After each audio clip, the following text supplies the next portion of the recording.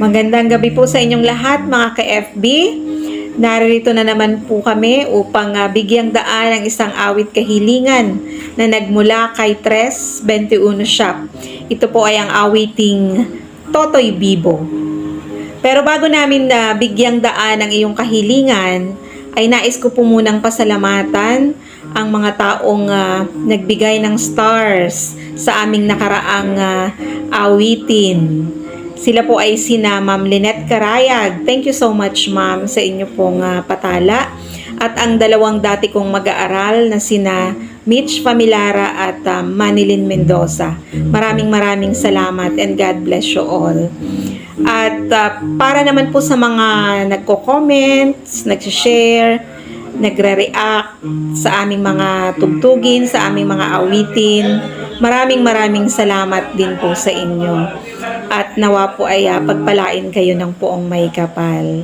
Sa mga nais pong mag-request ay hihintayin po namin kayo.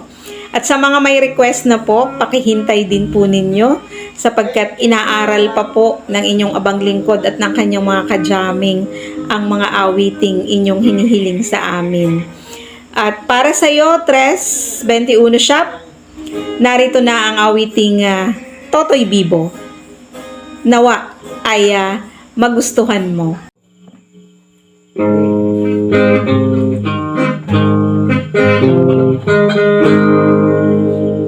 Ang galing kong sumayaw, galing kong gumalaw, galing kong sumayaw, galing kong gumalaw, galing kong sumayaw, bibong gumalaw.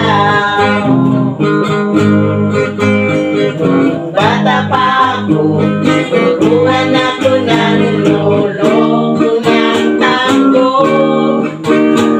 Pagbuwigan siyang lumbay, tinuro na ng tatay ko.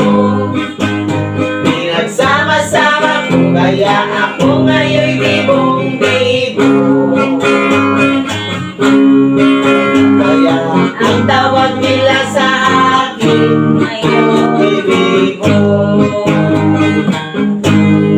Ang galing ko sumayaw, galing kong gumalaw, galing ko sumayaw, galing kong gumalaw, galing ko sumayaw, bibong gumalaw.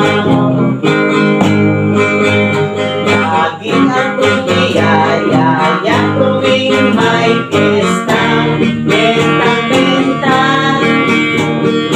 At tumulo ang mata pag ako'y nakias sa nakita. It's a bird, it's a place, only you.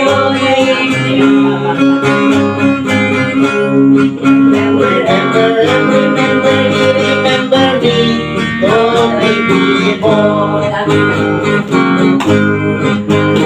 Ang galing kong sumayaw, galing kong gumalaw, galing kong sumayaw.